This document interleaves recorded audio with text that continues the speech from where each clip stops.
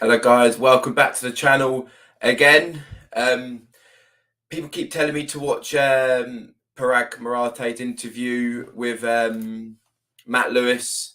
I'm gonna watch it. I was gonna watch it later, but I'm gonna watch it now. Haven't seen it yet, so I thought I'd watch it live on stream so we can get our comments in and talk about what's being said. If you've already seen it, then yeah, no need to watch this video unless you want to hear my input and some other people's input. But shout out to you, Danny Ramsey, for tagging me in it straight away. So we're gonna give it a watch right now. Bear with me while I just load it up. Danny Ramsey, there we go. Right, let's go. This is the official Leeds United podcast. Hello, everyone, and welcome to the official Leeds United podcast with me, Matthew Lewis. I know you've all been starved of news lately. I am very pleased to tell you that today I'm joined by a perhaps familiar name to some of you, albeit in a shiny new role. So please, without further ado, welcome to the show, the new Leeds United chairman, Paarag Marathe. How are you? I'm doing fantastic. Thank you for having me. It's a long time coming. Excited to finally be here and doing this podcast with you. We're very excited to have you. Thank you so much for joining us. It's been an absolute roller coaster of, few years actually, but specifically the last few weeks. You've obviously had your hands full getting this takeover over the line. How are you feeling now that it's done? You know, I'm feeling inspired, probably is the best word to use, because there's just so much work to do. There's so much work to do to obviously get back up in the Premier League, but more deeper than that and bigger than that, just get this club back to where I think it belongs, both on and off the pitch. We want this club to be something that everyone can be proud of, not just players and coaches, but supporters and sponsors and just everyone associated with global football. It's something that is inspiring to me to be able to finally have a chance. And really only as a steward, I'm just carrying the torch on behalf of everybody else. So it's just to finally have a chance to be able to try to do that is really inspiring. I don't want to go too much into the intricacies of business negotiations, but obviously this one, it took a little while. We've been waiting on a few things. Can you take us through a little bit of what this process has been like and why it took a little bit longer than expected for the last few weeks? Yeah, certainly. In full transparency, we had everything done and every box checked and ready to do the takeover had we stayed up. And that was going to be a fairly easy handoff, because months and months of work had gone into it at that point to get to that point. Of course, when we got relegated, that opened up a whole new can of worms, and us trying to figure out, how we do. Basically, the Football League are arseholes. This, obviously, a different league approval, going from the PL to the EFL and going through all of that. And so it just took a little bit of time. And Andrea and I first had to get through our piece, and that took a little bit of time. And then the rest has been just waiting for some of the formalities. I would say that time, just because the approval time and all of those things have taken a little bit longer than we wanted. That doesn't mean that we were slowing the train down for everything we needed to do to get this club ready for that. So basically, he's saying that despite the takeover not going through quickly, they still had all their ducks in a row, and it was just a case of picking them off one by one once the takeover was complete. As we saw yesterday, I think about 2 weeks worth of stuff happened in 12 hours yesterday. First match. We went through dozens of interviews of first team managers. We went through dozens of interviews of football people who could help us and really feel good about the direction that we're going, and initiated a number of conversations with players.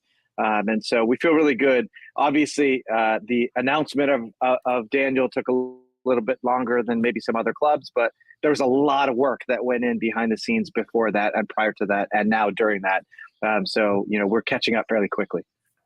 I mean, obviously, the fans will be thrilled to know that you guys have been working away in the background, and I want to talk about that in a little bit. We'll talk about Daniel Farke and potentially the squad, but before that, I think there would be a great opportunity for the fans to get to know you. Really, you've been at the club now for several years with the 49ers Enterprises as minority shareholders, but you've probably gone under the radar a little bit with many fans. Can you explain a little bit about who you are and what's brought?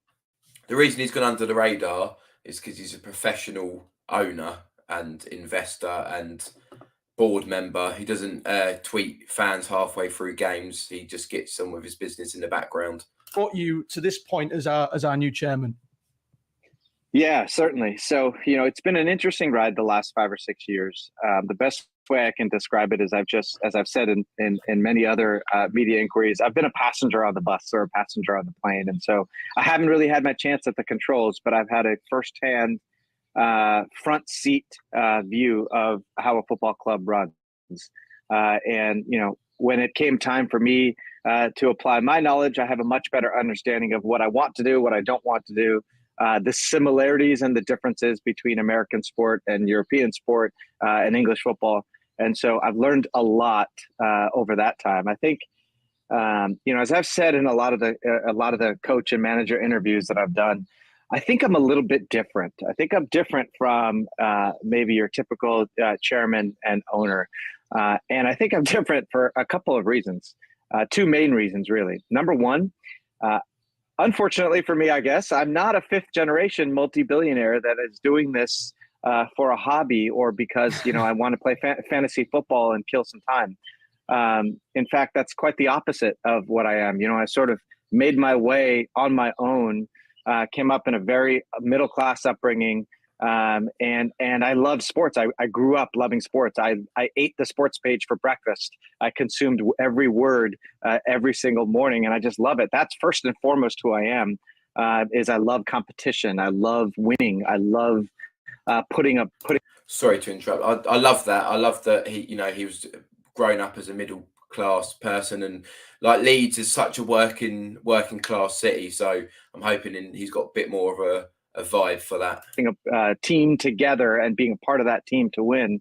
And so, and I do this, I've always had that chip on my shoulder mentality because I'm not doing this as a hobby. This is life for me. I get butterflies in my stomach the night before matches. I can't sit down. In fact, I hate sitting down at Ellen Road at matches because I just can't stand it. I have so much energy, kinetic energy, in and about me. But like, I just think for me, this is not, this is like something that I'm just meant to do because I'm a supporter first. And so that's very different. I think the second thing that differentiates me is that I think I have a particular empathy and understanding of everybody's job at the club because I've done all those jobs, right? 23 years at the 49ers, coming from an unpaid intern to just cutting my teeth in an environment where everybody counted me out, right? I didn't play American football growing up. In fact, I played the other football growing up, but I didn't play American football, so I didn't look the part of an NFL executive. And so certainly, the color of my skin doesn't look the part of what an NFL executive should look either. And so 23 years ago, imagine the criticism and skepticism that I got probably for a decade of people saying I don't belong. But I had many of those jobs. I've been the head negotiator. I still am. I've been the president and chief exec of a team. I've built a stadium. I've hired coaches. I've been through the troughs and I've been through the peaks of mountains, or almost peaks of mountains in sports. And so I've seen it all and I've been through it all. So I have a particular empathy for everybody's job that I think is going to serve me well in this role because, even just take the football negotiations piece. Yeah, okay, it took a long time for us to get approvals, but, to our supporters at Leeds, like, just know this is my lifeblood. This is my wheelhouse. This is what I do. I've negotiated contracts in my... Sorry to pause it. I love how much detail he's going into. Like, you can tell that he's been sitting in the wings of Rad Razani and Victor Orta and having to keep tight-lipped about stuff, and now he can like sort of spill and finally get everything off his chest. And you can see he looks really passionate about it as well. When he says about like when he's at the games, he can't help but stand up and that. You can tell it's like real genuine. Sleep. And so at the 49ers for a long time. And so, to jump in and help lend a hand with players and agents. Yeah. The ball is shaped differently and the sport is different, but the agent game and the player game, it's very much the same. And that's what I made a name for myself in American sports. And so a lot of those same things I'm going to be able to apply. And I think that just differentiates me from any other club's chairman. Yeah, well, yeah. I mean, that's really, really interesting. Actually, there's a few things that you alluded to there that I would love to ask you about. I mean, the 49ers website itself does label you as chief contract negotiator and salary cap architect. Now, obviously, we don't have a salary cap, but there is FFP and various other things to consider. And us being in the championship will mean that perhaps we will have to get imaginative with some of our contracts. Is that something that you're hoping to have a hands-on role at Leeds going forward? Yeah, I think so. I think it serves the club well for me too. I want to be careful here because part of my ethos and what I'm about is also hiring the best possible people and letting them and empowering them to do their jobs. Right. Mm-hmm. So I definitely don't want to, the best chairmen and owners are ones that don't need to talk too much. And so hopefully this is one of nail on head. The best chairmen and owners are the ones who don't talk too much. Hallelujah. Literally spot on. All we've had, I mean, I keep saying it because I can't actually get my head around how Raj Razani's tweeting corner of one Leeds during a relegation battle, like literally during the game. The best ones, like he said, are the ones who just work quietly in the background. Brighton's owner, Brentford's owner, just getting the job done without making a big splash. Only a few that I do, and because we're kicking off. But the best owners, in my mind, that'll be music to a lot of people's ears, by the way. What you just said there. Yeah, in my mind, the best chairmen are ones that just lay in the background, lend support where needed, expertise where needed, obviously investment when needed, but let the people do their job and be great at their job. And in fact, if they're not, then find somebody else who is. But yes, I do think, especially now, given this transitional period and given my expertise, it's not just that I'm ready to roll up my sleeves and get to work, but I think I have a particular expertise to be able to help do that and navigate PNS and FFP and all of those things. And the truth is, we want to do this not just because we're trying to do this balancing act and maintain good finances, but no, we want to be aggressive. We want to get right back up as soon as we can. And we want to do what it takes because to us, the championship hopefully is just a speed bump in our way to a much longer path that we're going on. So we want to be aggressive as we can be, which is probably going to require us being sort of what I was saying last night on Joe's show, that I genuinely believe that the 49ers want to take us not just back to the Premier League, they want to take us to where we belong as a club. And that, in my opinion, is top 6, top 7, battling for Europe every year. And as he says, the championship is just a speed bump. As creative as we can be as well. All Leeds, aren't we? The official Leeds United podcast. I'm presuming you'll still be very involved with the 49ers back in San Francisco. So what would you say finally there, just to people who might have a concern that you're spreading yourself too thin? What would you say to that? Like you personally?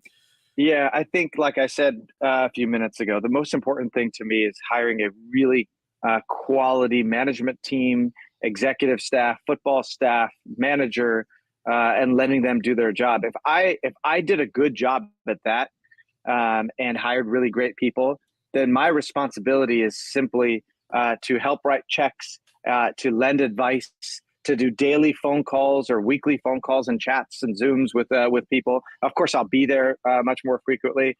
But if I'm doing my job well, then people are just checking in with me and I'm already in tune, in lockstep, in the flow of what's going on, not needing to jump in and come and do this or do that.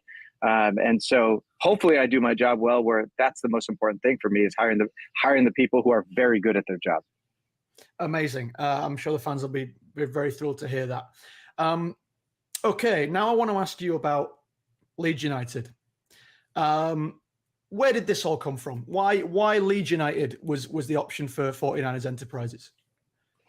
Yeah, we've been asked that question a lot, and why not go do this or go do that? And now, if Leeds wanted to take a top club, why not go at a Champions League club or something like that? I'll tell you, the root of it is this was almost maybe 10 years ago now, when we were looking at, all right, when we first decided we want to get involved in European football and kind of surveyed the landscape of what else is out there. The one uncut diamond that was out there that reminded me so much of what the 49ers were when I first started was Leeds United. Here was this great club with such historic success and having won championships 40 years ago, again 30 years ago, and then obviously had fallen on hard times and multiple ownership groups ago through there. The 49ers were not that much different when I started in 2001.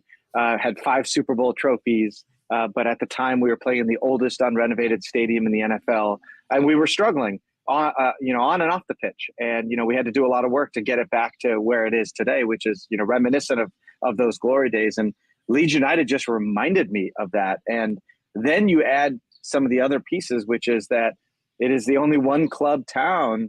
It is the biggest one club town, one of the biggest in all of Europe. And there's something special about that, where you go to London and your neighbor is an Arsenal fan, your doctor is a Chelsea fan, your wife might be a Tottenham fan, and you're something else. Like here, Leeds United is everybody's little brother and little sister. And I guess that's a blessing and a curse because of the profile that comes with it, but I love it. It's like that little brother that inside of the house and inside your household, you're going to pick on them, you're going to poke them, you're going to make fun of them, you're going to criticize them. Outside of the house, if anyone pokes fun of your little brother, you're going to protect them at all costs and do what it takes. And I love that. And so calling somebody even a supporter is kind of a misnomer. And even calling me a chairman or an owner is a misnomer, because we're all the same. I just happen to be the one carrying the torch at the moment. But there's just something special. There's something that there's something much more. I love that he says that, even though he's the owner, and he said it again yesterday, just a custodian of the club. He's one of us. He knows that this is our club, and he's just the one that's carrying the torch. I love that he said that. More beautiful that's going to come when we cut this diamond and it becomes one of the brightest in the skies of European football. Were you aware of Leeds United before the 49ers Enterprises began searching for a club? Yeah, I was. Remember, I consumed sports for. Right. I didn't read a book. I didn't read a book for pleasure until I had to when I got to college, and even then, I used Cliff Notes as long as I could to get by. But the one book or the one thing I read front to back was Sports Page or Sports Almanacs or learning about different leagues. So I just love it, and so I love the competition. So I'd heard it. I had obviously known about Leeds. I played football from age 5, 6 growing up through college, and so I loved the sport. So yes, I had.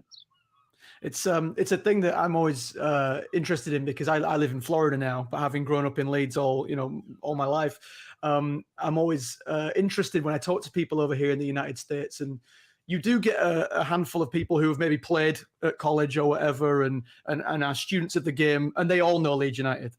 But there's that kind of that demographic that we wanted to hit, that were sort of just getting into Premier League, but weren't as well versed in maybe the history of football. And the last 3 years, obviously, we've started to attract their attention.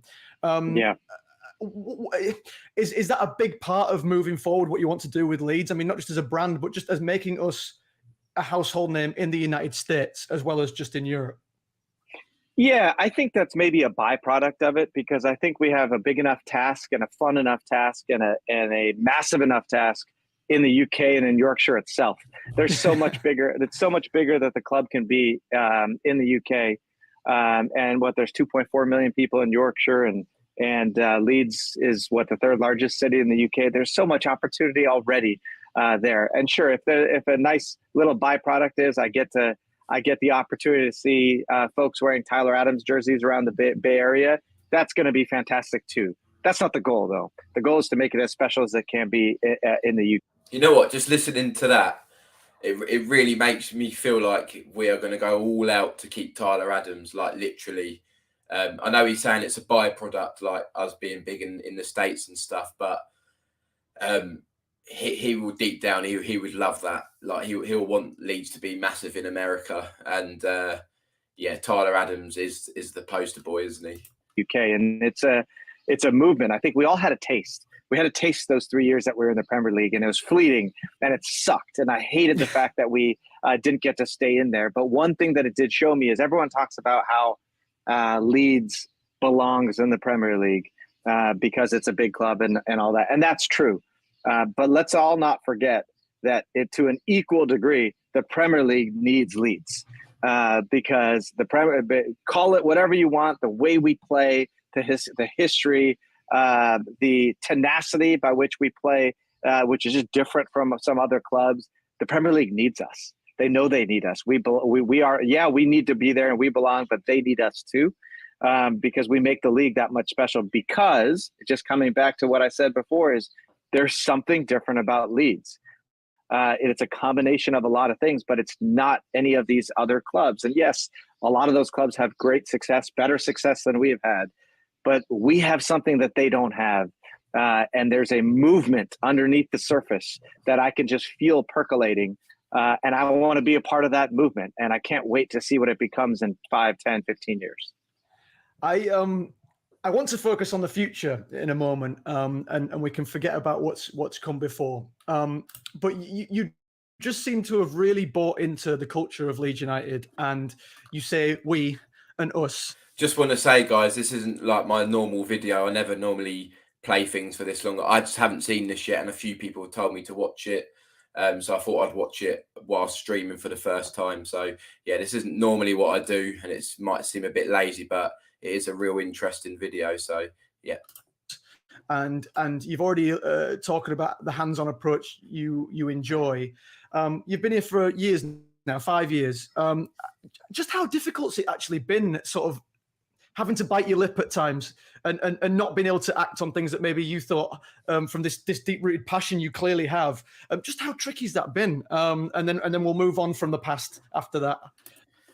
Basically, how tricky has it been watching Victor Orta and Raj Razani fucking make a shit show of our club and make wrong decision after wrong decision, hiring the wrong managers, and yeah, getting everything wrong whilst just sitting there watching it happen. That must have been so frustrating. Yeah, no problem. I'm not going to lie to you. It's been very hard. You know, I've not been one to, I'm a pretty open, honest, direct person. And so I like to say what I mean and mean what I say. And so when I observe something or there's something that I think can be done a little bit better, it was challenging to bite my lip and just, stay in my seat, so to speak, and watch the plane fly. And obviously there's times here and there where we could add advice, especially on the commercial side as we're looking to do certain things. But for the most part, the best way I could describe it was me taking notes. And I have multiple notebooks of notes now of how I would like to do things. That's very, very interesting. And well, on that note, the future. So obviously the biggest decision probably that we had to make in a first team manager, Daniel Farke. Happy to get that appointment made? Yeah, really happy. He's got a quiet confidence about him that is infectious, magnetic, where you spend enough time with him around the room, you believe whatever he believes, just because of the confidence by which he carries himself. That's a qualitative thing. The quantitative thing is he's been damn successful, right? He didn't just win the championship twice. He dominated the championship twice. He knows what it takes. He knows the grit. He knows the fight. He knows the blood, sweat, and tears it's going to take to get through the championship. And let me be clear: this isn't a short-term thing either. I don't think he had a fair deck of cards when he got back up to the Premier League. His two shots at it, and so that's one thing that we're going to rectify. Yeah, that's the thing that I was saying when we appointed Farke, is that people were happy about his championship promotions, but then they were like, well, what about it when we're in the Premier League? He's been relegated twice, etc., etc. But do you think Pep Guardiola could have kept Norwich up that season? Like, genuinely, that they were dreadful. They spent no money. They had awful players. If we back Farke, then I don't see any reason why he couldn't be successful in the Premier League. And give him the deck of cards that he needs to be successful once we get back up. Because I think he could be a very, very successful coach across Europe. This isn't just, hey, get us through the championship. He's got a style of play that I think resonates with our supporters, a style of play that I think are the players that we have. It fits the players that we have. He's been known to develop youngsters, and as you know, we've got a great crop of youngsters at the club through the academy as well. And so there's just, and then one thing, he's got a great empathy, which I appreciate. He's got a great understanding for the feelings of people and how the feelings of people, not just players, but coaches and staff and ownership, and how that all interacts to form a good chemistry of a team. And that's one thing that I found really important in American football in a head coach, was having that deep empathy and understanding. And I think he's really got that too. Listening on together. One of the things that I've just, from the fact that you've come onto the show today to talk to us, one of the things that I'm really interested in is the openness, trying to remove some of the more clandestine elements of backroom football. What's the interview process like when you're trying to get a new manager? And obviously, the relegation adds a whole new element, a new league, and in terms of the caliber of players you can bring in, adds a whole different perspective on that managerial appointment. I mean, what's that been like for the past few weeks? Yeah, I think Daniel mentioned it a little bit in his media comments the other day, that it was a two-way interview. And that's a really fair assessment, because it wasn't just, okay, here's a club with great history, no doubt. Here's a club that was in the Premier League for 3 years and just got relegated. Here's a club that we're not exactly sure which players are staying and which players are going. Yeah. And oh, by the way, here's a club that we're not exactly done yet with who the owner and chairman's going to be. Right. So there's a lot of questions that candidates needed answering to as well. And some of it is still fluid. And so it was very much us talking about our vision, and me talking about my vision and where we are today, but where I think we're going and what steps we are going to invest and take to be able to get there. And then it was obviously hearing from the candidates. And so I think, I've got a lot of experience with this in hiring coaches and general managers at the 49ers, along with our club owner there. And I think, one of the great lessons I've learned is tactically, of course, those things are important. And we had people there in our interview process that were more attuned to the sort of tactical elements of coaching football. But what I was looking for was much deeper than that, was a little more meta than that. What I was looking for were things like, leadership and empathy and confidence and level of detail, meticulousness, ability to inspire, those type of things that differentiate a great leader or a great manager from a good manager. Those are the things that I'm looking for and interviewing for. And to me, Daniel checked all those boxes. Well, you talked a moment ago about obviously supporting him if and when we get promoted, but that's in the future. Right now, we're aware that the championship is our focus, and that can only be our focus. So what are the plans and ambitions for the club in this short-term promotion drive, and how are you gonna back Daniel in this window? Yeah, the short-term plans is really to put as competitive of a squad together on the pitch that we can. Obviously governed by some of the rules of the EFL and what we're able to do and not able to do, but we want to go as strong as possible.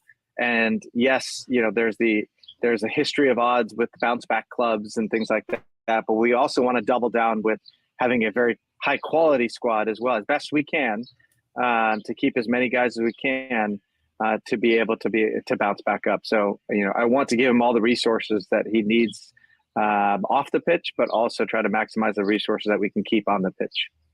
Are we confident of trying to keep a few of our sort of players that had performed well last season? We're trying to. We're doing our best. Right. And so you mentioned earlier with regard to Levi Stadium, the 49ers Stadium, that when you first got involved with San Francisco, they were in a dilapidated ground that needed a lot of work. And now I've been to Levi Stadium. It's a beautiful, state-of-the-art, incredible match day experience. Is the ground something you guys are focused on as well? Yes, we'll be talking about it in short order, but we do still want to go forward with the stadium expansion plans. There's been a lot of work behind the scenes over the last 8 months on it. We'll in due time share more details. I think the biggest thing the most important thing that I'll share though is that we don't want to take away from the magic that is Ellen Road. We don't want to take away from there's a particular menacing atmosphere there, and that raises the hair on the back of your neck when you go in, whether you're an away fan or a home supporter, and you don't want to take away from that. How was that when you first experienced it? I loved it. I forgot that I was an investor and vice chairman and whatever. I was a fan and I loved it. The only thing I hated was sitting down. And so it's just like, I just. Sorry to interrupt. Yeah. So I done a video earlier about his plans for Ellen Road, and in a nutshell, pretty much what he said there, he wants to make sure it's not turned into one of these space bowls that lose their soul. He wants to keep it. He wants to redevelop it, but keep that old tradition stadium feel. There's something about that you don't want to take away. It is I guess the only thing I'll say, somewhat tongue in cheek, is that a club's stadium is a temple. It is religious. You don't want to take that away from a team, from its supporters or anything. It's a temple. And so even everything that we want to do, we want to expand the stadium, but we don't want to take away from the authenticity of that temple. You've obviously mentioned the academy, which is going to play a huge role this season, no doubt. But Leeds being a real community club, I wanted to ask a quick question about the women's teams. Are you still hoping to focus very much on that side of it? Yeah, absolutely. I think the growth in the women's game, or the really big growth in the women's game, is still to come. The level of talent and the competitiveness of the women's leagues is really tremendous. We've got a good squad. You see what's happening. There's a groundswell happening in the U.S. already with the NWSL, and how popular that has become and where it's going. And I think the same can be said over here. And so absolutely, both the academy and the women's clubs are very much a part of the fabric of what we want to build. Because like I said, the movement is all of Leeds. It's not just the first team, men's. It's the movement is everything that this club is about, the essence of all of those things combined. Well, I can only thank you for coming on today, Paarag. I think that's been incredibly interesting. It's been a real pleasure getting to know you and sort of getting an insight into your way of thinking. I would just like to ask you one last question: is do you have anything to say to the fans? We're coming into this new season. It's been a difficult few years, but it's a new dawn now in many ways. So I would like to give you the floor and say, what would you like to say to all the fans? That's a good one. I haven't thought about this. So I'm going to just riff here, and we could decide later. That's what we want. That's what we want. I think it's I share supporters' passion for this club. I share the excitement. One of my best moments in all of sports, in my multiple decades in sports, was the moment we got promoted. And even though it was in the middle of COVID, I was running around the streets of my neighborhood. Made myself, I won't say what drink I made, but I made myself a few drinks and we're just running around the streets and enjoying myself. It was a beautiful moment. I also share the same frustrations. I share the same frustrations of why did this happen, or why didn't we do that, or how could we let this happen? And, this happened too soon, or we didn't do this, this took too long. I share all those same frustrations. Just know that I come at this with all of my experience to bear, both as a fan and with my football and my commercial experience, to do the best job that I can to get this club right. And yeah, I'm going to make some mistakes, but I'm also going to get a lot of things right. I'm a supporter first and foremost, and I just happen to be, I happen to be a chairman with a little bit more of a different background, and I'm going to apply that background and do the best I can to get this club back and make this club a club that we're all proud of, myself included. And yeah, we're going to still be critical and we're still going to be frustrated at times, but more often than not, I'm confident we're going to build something that we're all going to be proud to pass on to our kids and our kids' kids. I thank you so much for your time and for your openness. I'm looking very much forward to this season and the plans that you guys have for it. I'll let you get back to what I imagine is a very busy schedule for the new season. So thank you again, Paarag. No problem. That is very, very kind. Ladies and gentlemen, Leeds United's new chairman, Paarag.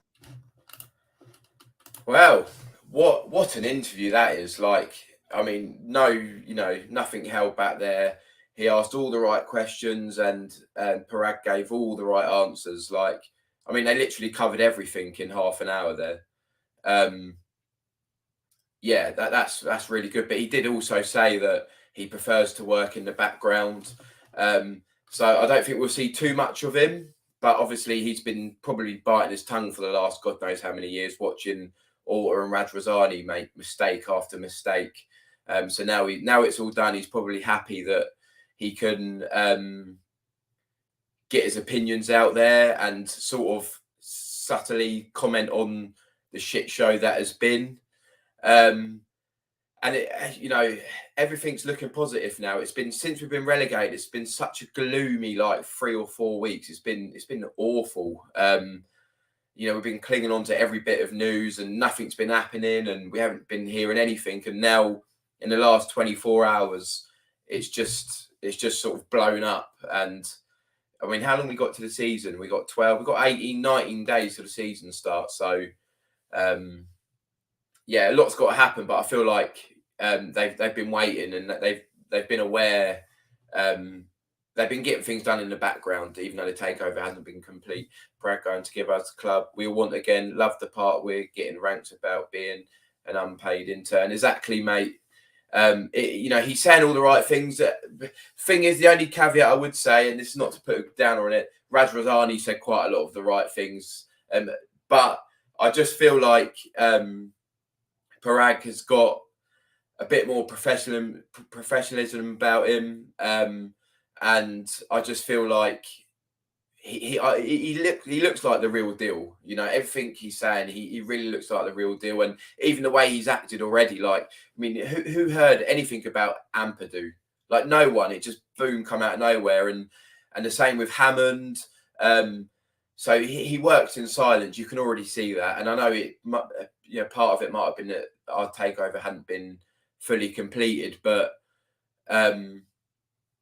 at the same time, things are normally leaked, and we've heard nothing, and so they're silent assassins. They're professional, and you can tell. He says we're an uncut diamond, and he wants to make us one of the brightest stars in the sky and get us back to Europe. So he's not talking about just getting us out of the Premier League and out of the Championship, and that's what he means with Daniel Farke's appointment as well. It's not just a short-term thing. They're there for the long term. That they want to get us back into Europe. And I know that may seem a million miles away, but if we can just get out of the Championship this season, then I think the sky's the limit for us. We know that anyway. We're a massive club, and for the first time in a long time, I'm just feeling so positive. Obviously, we've got Monaco on Saturday. I think that's going to be an interesting game because we'll start to see a bit more of Farke ball. Obviously, he's had Man United and we smashed Barnsley 9-1. But I think now he's had a couple more weeks to train. I think we'll start to see a bit more how we're going to play next season. And it looks like Paarag Marathe, he wants to keep Tyler Adams. He's saying it's not all about, his aim is not to make Leeds massive in America, but if it happens, then brilliant. But deep down, he'll want that. And Tyler Adams is the poster boy for the USA. So, I mean, if we had Ampadu and Tyler Adams in CDM, yesterday I said Ampadu and Darko JB would be brilliant, but that's because in the back of my mind, I'm like, we're going to lose Tyler Adams. But if we had them two, they would complement each other so well. Both of them are ball winners. Ampadu's brilliant at spraying the ball around, and for someone who's centre back by trade, he's sure got a lot of attacking qualities. Yes, Allison, yeah, and that's what I'm saying. That gives me more belief that we're going to go all out to try and keep Adams. Oh my God, that would be amazing. Imagine him and Ampadu in a Championship. That'd be unreal. I think if we just said to him, look, here's a massive promotion bonus. You're going to be our club captain. Get that done. Make Tyler Adams captain. Liam Cooper's time's done. make Tyler Adams captains, and you know, go all out to keep this guy. I think there was a comment earlier about him going all out. To, you know, where is it? Oh yeah, Inky. Going all out. I mean, yeah, that's just not including buying players. That's keeping the ones we've got. And this is what I mean. We've got to go all out to keep Tyler Adams, Nonto. If we can keep a couple of them, and then we've added Ampadu, and it looks like we could be adding Dennis and Kamara and Nat Phillips. You know, we're going to be in great shape. We really are. And people say about how hard the Championship is. In my opinion, I looked at our fixture list when it came out, and I'm not afraid of many games. Like, I think we'll be fine. And this has happened. Time was ticking on, and it was getting a bit close for comfort. But now I feel very confident now, and I feel like the last 2 weeks it's sort of we've caught up in the last like 24 hours. Obviously, we've still got so much work to do, but yeah, things are looking good, and I agree with you, Mark. I'm feeling very optimistic now, and you know, I can't wait for that first game, Cardiff at home. But yes, guys, sorry, I always do live streams and they're pre-recorded. It's because I've had a problem with OBS, and it's been the only way to get videos up. Obviously, I'm still learning and stuff, but I think I've fixed it now. Literally this morning, I think I've sorted it. So from now on, when I'm live, I'll be able to flash your comments up, because otherwise it's pretty irrelevant going live, isn't it? Because I'm actually not live. So I think that problem's solved now. It's taken a while, so I do apologise. But from now on, when I'm live, I'll be here to flash your comments on and respond to you as well. Any news on Dennis and Nat Phillips?